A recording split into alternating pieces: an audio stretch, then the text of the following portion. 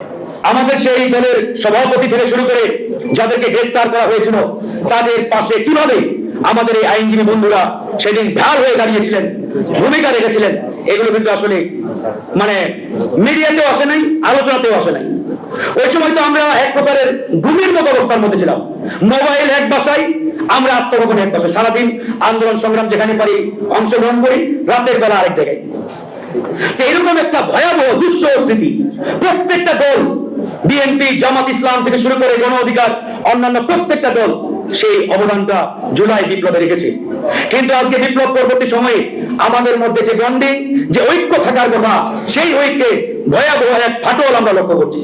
আর এই ফাটল শুরু হয়েছে আমাদের দু একটি রাজনৈতিক দলের বিভিন্ন শ্রেণী পেশার বা লেয়ারের নেতা কর্মীদের উশৃঙ্খল বক্তব্যের কারণে। এই লাগামহীন বক্তব্যের কারণে আগামীতে এই বাংলাদেশ যদি আর কোন সংকটে পড়ে তাহলে আরেকটা 111 আসতে কিন্তু সময় নেবে না। আর এরকম পরিস্থিতি ক্রিয়েট হলে ওই ফ্যাসিবাদ আবারও আমাদের মাথার উপরে জেঁকে বসবে, আবার আমরা ভয়াবহ সংকটে পড়ব। কিছুদিন আগে জনাব তারেক রহমানকে নিয়ে কয়েকজন উশৃঙ্খল কর্মী তাদের মিছিলে যে স্লোগান দিলেন, এই স্লোগানের ফলে সারা বাংলাদেশে একটা ব্যাপক সমালোচনার তৈরি হলো, জন্ম দিল।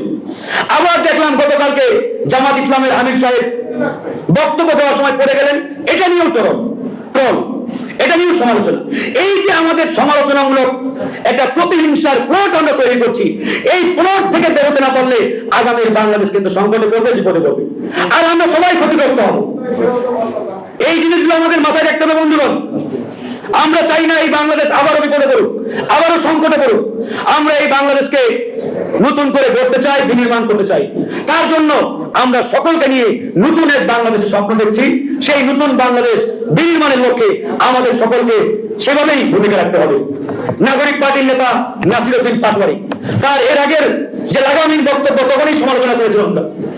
গতকালকে আবার একই বক্তব্য। আমরা তাদের ভালো চাই। তারা উদীয়মান ছাত্রনগর থেকে আজকে দেশকে নেতৃত্ব দেওয়ার জন্য রাজনীতি শুরু করেছেন, আমরা তাদের ভালো চাই। কিন্তু এরকম শৃঙ্খল বক্তব্য দেওয়া যাবে না যে বক্তব্যের কারণে আমাদের জাতীয় ঐক্যে ফাটল সৃষ্টি হয়।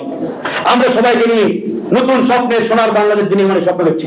তো সেই স্বপ্নে, সেই লড়াই আমাদের আইনজীবী অধিকার পরিষদের বন্ধুরা মোক্ষম ভূমিকা রাখবে। তারা আগামীতে নতুন এক বাংলাদেশের এই লড়াইকে বেগবান করবে। আমরা নবীন প্রবীণ সকলের সমন্বয়ে একটি সুন্দর স্বপ্নের সোনার বাংলাদেশ বিনির্মাণ করতে চাই।